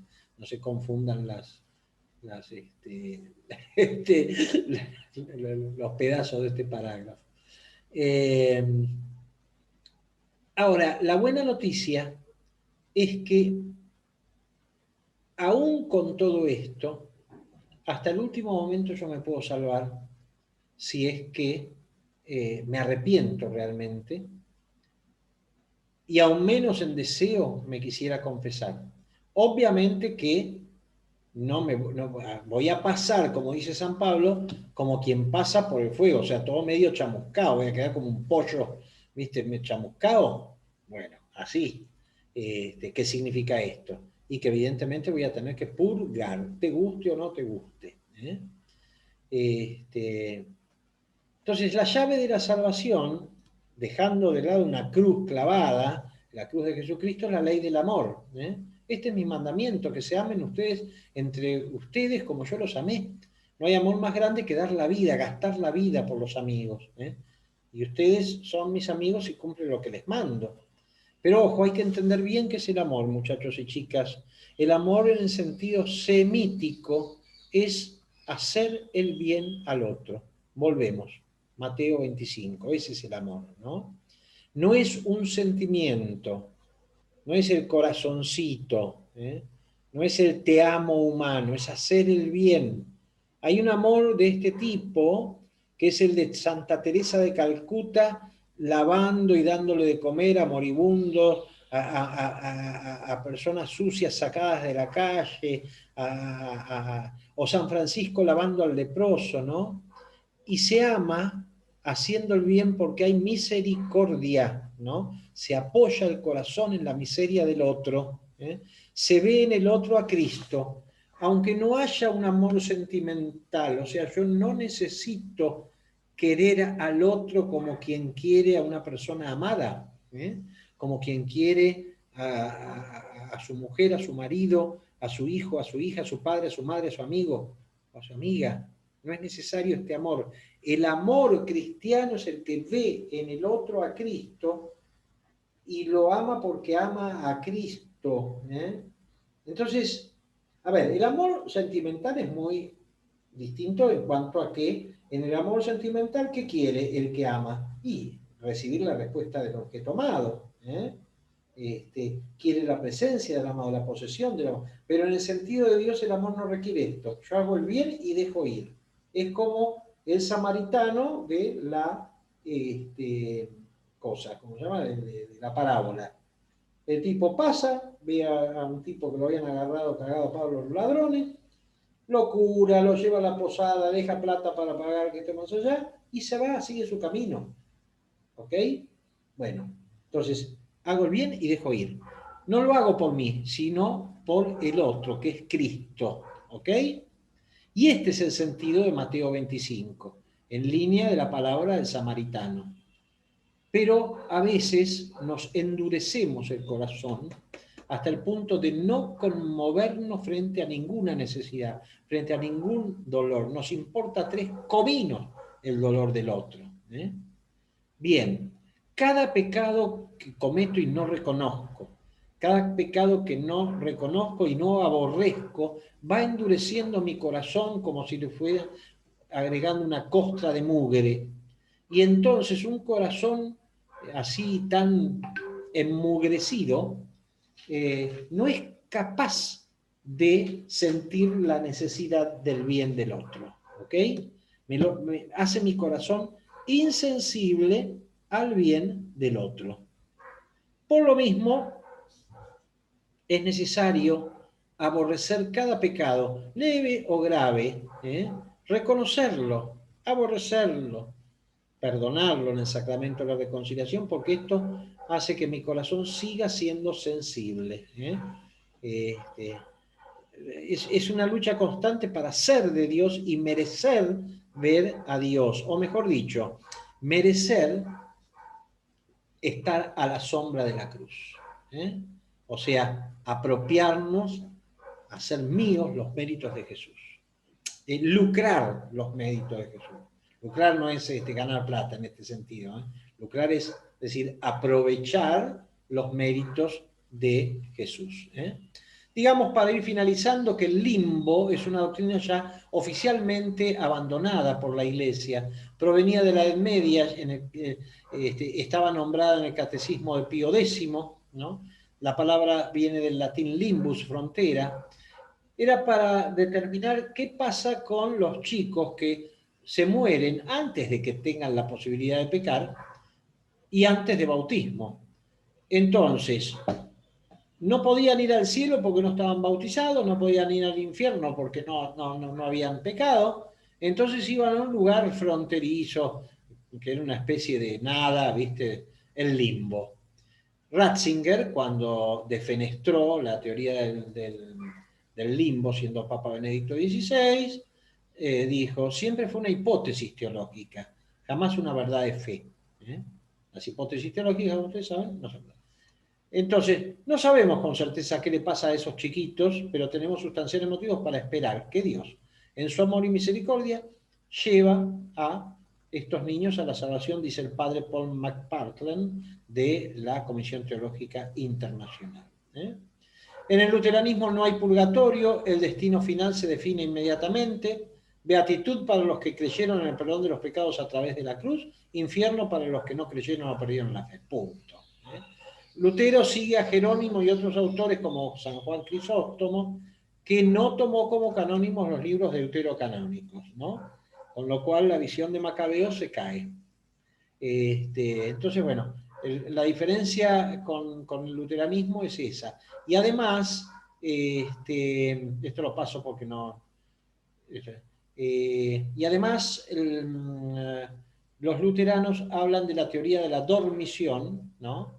Para ellos los muertos están muertos y no están ya ni en el cielo ni en el infierno, sino que están dormidos esperando ¿qué? El juicio final y la resurrección. Ahí todos resucitaremos y obtendremos nuestro premio. Claro, porque la doctrina ahí queda redondita, redondita. Si yo admito que mi destino se resuelve en el momento de mi muerte, es muy difícil sacar de encima el purgatorio. ¿Cómo lo resolvieron Lutero y Calvino? Con la dormición. Vos te morís y te moriste. ¿Cuándo resucitarás? Bueno, Dios lo sabe, el último día. Y ahí se te premiará o se te castigará. Por lo tanto, ni la Virgen María, ni San Francisco de Asís, ni San Juan Pablo II, ni San Cloto, nadie está vivo. Están todos muertos, muertos, muertos, muertos, muertos. El único que está vivo es Jesucristo. Esto, por supuesto, desde la visión protestante. El Islam tiene conceptos similares al cristianismo, como el barzak, un lugar, periodo o trámite por lo que el alma espera el juicio final. Que Mahoma decía, son las peores horas de la vida de un hombre. El infierno de los musulmanes es más parecido al purgatorio de los católicos que al infierno cristiano. Existe también para el Islam el Araf, que es una especie de alta muralla, ¿no? Digamos, ahí están los que han conseguido escapar del infierno, pero todavía no tienen entrada para entrar en el cielo. Están esperando de alguna manera. Y también están en ese lugar fronterizo los naturalmente inocentes como los niños o los locos incapaces de distinguir el mal del bien. Bueno, el juicio final, ya termino, ¿eh? El juicio final surge fundamentalmente de algunos pasajes del Evangelio y de la doctrina paulina, ¿no? La resurrección de todos los muertos y un juicio universal o juicio general. Esto está en el credo, ¿no? Y definida por la Iglesia de manera explícita. Y vendrá de nuevo con gloria, decimos, para juzgar a vivos y muertos, y su reino no tendrá fin. Será presidido por el mismo Cristo en su parusía. Entonces aparecerá, dice Mateo, en el cielo la señal del Hijo del Hombre. Todas las razas de la tierra se golpearán en el pecho y verán al Hijo del Hombre venir sobre las nubes, bla, bla, bla. Y él enviará a sus ángeles para que al sonido de la trompeta congreguen a sus elegidos, ¿no? Entonces, primero la resurrección universal, después el juicio, ¿no? Y acá está el famoso Mateo 25 que lo leen ustedes. Cuando el Hijo del Hombre venga en su gloria, se sentará en su trono glorioso, todas las naciones serán reunidas en su presencia y empieza el juicio. Y el Apocalipsis también habla de un juicio.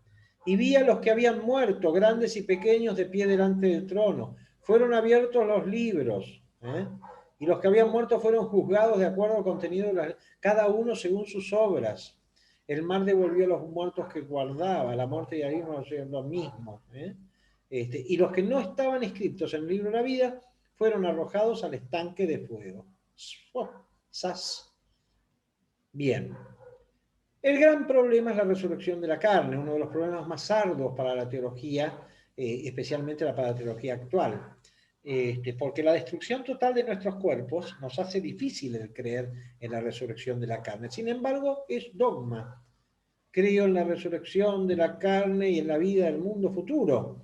¿Se producirá cuándo? En la parusía, la segunda venida del Señor en gloria. Y dice Juan, dice Jesús a través de Juan, el que come de mi carne y bebe mi sangre tiene vida eterna y yo lo resucitaré en el último día. O sea, no es un invento de los teólogos. Yo soy la resurrección y la vida. El que cree en mí, aunque muera, vivirá. ¿Crees esto? Sí, Señor, creo en la resurrección del último día. Sé que acá está lo de Marta, ¿no? En el Antiguo Testamento también, no me detengo en esto porque se hace tarde, pero en el libro de los Macabeos, los 7 hermanos son descuartizados en presencia de su madre y su madre los incita a soportar el castigo porque van a recuperar sus miembros y van a recibir mucho más porque han muerto martirizados por Dios, ¿no? Acá, por donde el cielo posee estos miembros por cumplir la ley de Dios los desprecio y de él espero recibirlos de vuelta. Los profetas exhortaban a esperar el día del Señor, pero bueno, por ejemplo, en la época de Jesús los saduceos no aceptaban la resurrección de la carne. Y en las herejías platonizantes lo rechazaron después, como por ejemplo la herejía gnóstica, ¿no? Bien. ¿Qué digamos? La resurrección va a ser colectiva, para salvación o castigo eterno. Lo que pasa es que ahí, digamos, los que se salven o los que nos salvemos, viviremos eternamente con un cuerpo que serán nuestros cuerpos pero transfigurados. Se siembra un cuerpo mortal, resucita un cuerpo transfigurado. En Pablo, en su carta a Corintios. De alguna manera nos reconoceremos, estaremos todos flacos, espléndidos, con pelo, refacheros y qué sé yo, pero nos reconoceremos. No podemos saber cómo va a ser, ¿no? Desde el principio, dice el catecismo, la fe cristiana en la resurrección ha encontrado incomprensiones y oposiciones. En ningún punto la fe cristiana se encuentra más contradicción que la resurrección de la carne. Se acepta muy comúnmente que después de la muerte la vida de la persona humana continúa. Pero ¿cómo creer que este cuerpo tan manifiestamente mortal pueda resucitar a la vida eterna? Bueno, pero en todo caso, el mismo Jesús habla, ¿no? Que los muertos van a resucitar. Moisés lo ha dado a entender en el paisaje de la zarza. Cuando llama al Señor de Dios, el Dios de Abraham, el Dios de Isaac, el Dios de Jacob. No es un Dios de muertos, sino de vivientes. ¿Cómo será la resurrección? No lo sé. ¿Comeremos? No lo sé. ¿Iremos al baño? No lo sé. ¿Nos tendremos que bañar? No lo sé. Y no lo sabe nadie, chicas, chicos. ¿eh? Son todas especulaciones. En todo caso, hay que entregarse con esperanza a lo que, ¿cómo se llama? A lo que nos promete, todo esto no, a lo que nos promete la buena noticia, ¿no? La felicidad eterna para aquellos que abracen la cruz de Cristo, ¿no? Bueno, doctrinas heterodoxas, la doctrina de la dormición, ¿no? O sea que nos dormimos hasta resucitar.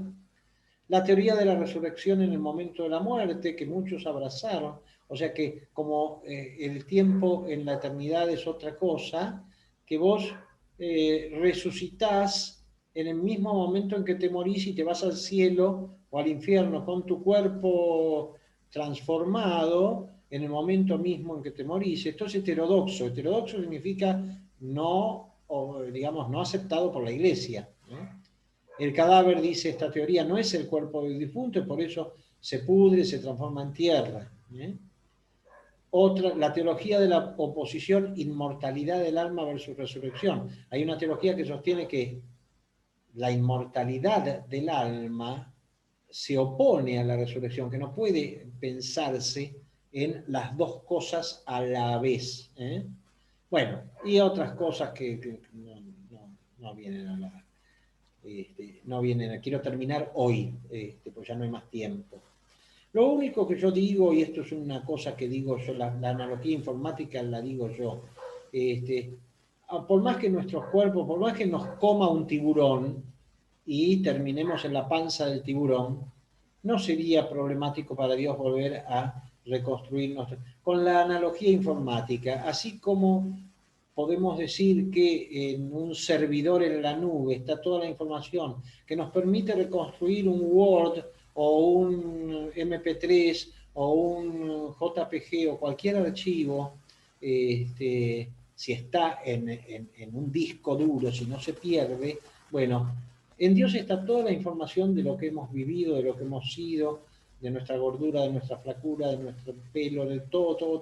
No solo, digamos, o sea, podría Dios, con su poder, reconstruir un cuerpo, ¿no?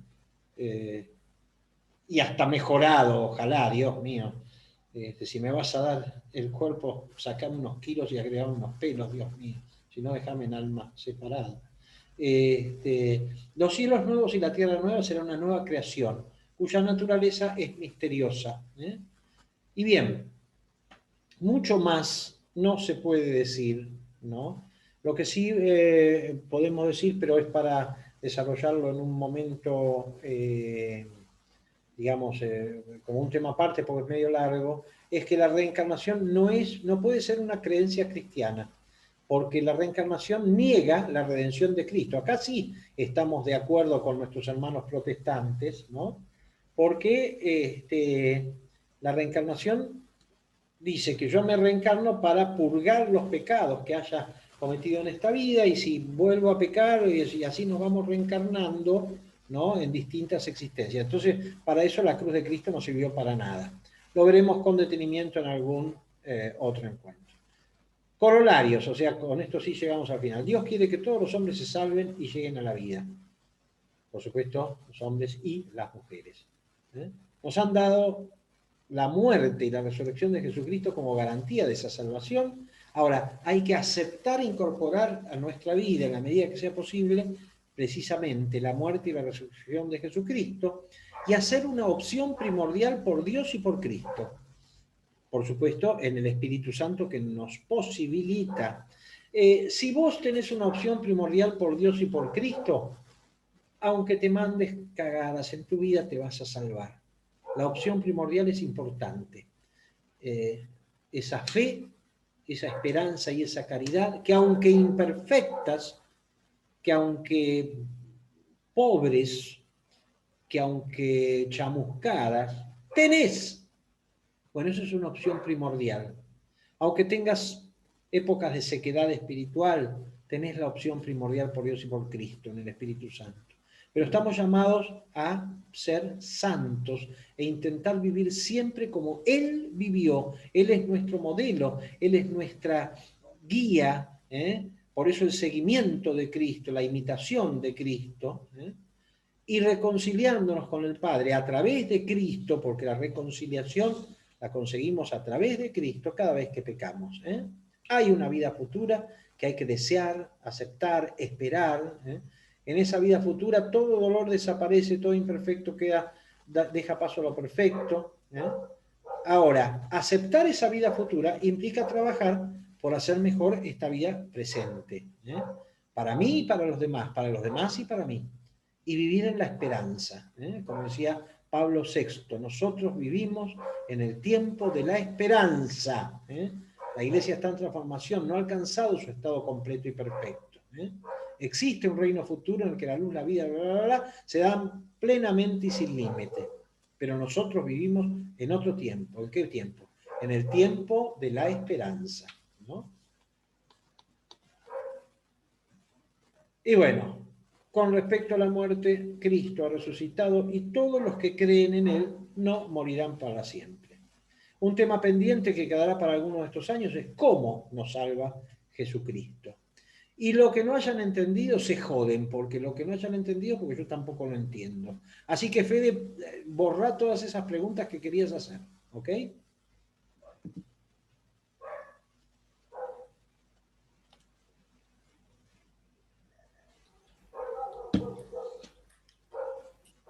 Pueden hablar si quieren, ¿eh?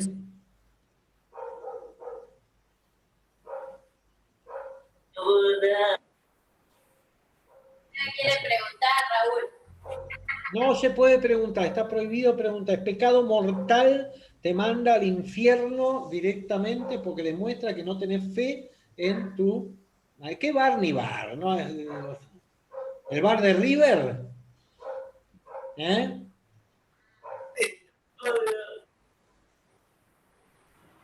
Bueno, señoras y señores, a mí me parece que por este año 2020, entre mis charlas y el COVID ya tuvieron bastante sufrimiento. Es más, creo que se les va a tomar en cuenta, como el purgatorio. En algunos siglos, las penas del purgatorio.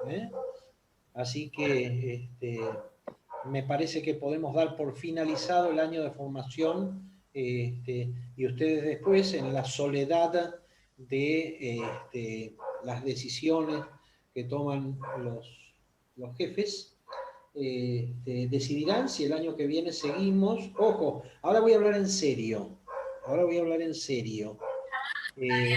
Si ustedes deciden, que me parecería hasta sano, cambiar de sujeto de formación, yo de ninguna manera me voy a ofender, como de ninguna manera me va a molestar que siga siendo yo el que trabaje con ustedes o con cualquier otro grupo. Pero quizá sería sano que FETA piense en otra persona, para no tener siempre el mismo, digamos, la misma visión teológica, ¿no? Bueno, pero eso lo tienen que resolver ustedes. Yo estoy absolutamente abierto a lo que resuelvan, de una o de otra manera. ¿Ok? Y no me voy a ofender si deciden echarme. Por supuesto que les haré juicio, pero no me ofenderé. Y tampoco me molestará si de ninguna manera, al contrario, si deciden mantenerme. ¿Ok? Alguien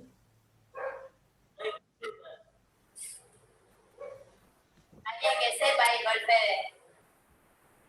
Bueno, alguien que, sí, ¿sabes qué? Alguien que invente cualquier cosa cuando le hacen una pregunta que no tiene respuesta. Yo por lo menos, cuando hay una pregunta que no tiene, ¿qué te digo? No tengo la más pálida idea. Y eso es honestidad intelectual. ¿O no? ¿O preferís uno que te invente cualquier cosa? No, lo que pasa es que vienen los marcianos y te llevan, te abducen y te llevan cualquiera. No. De última, que tome la posta el Fede y que nos forme él, ya que tanto sabe. Bueno, pero ahí quiero estar como formado. Se termina, FETA. Es formación, nomás es formación. Ah, el Fede es un tipo muy leído, así que podría ser perfectamente formador. Pero le haremos sufrir, si llega a ser el formador, le haremos sufrir lo que él nos hace sufrir a nosotros con sus preguntas.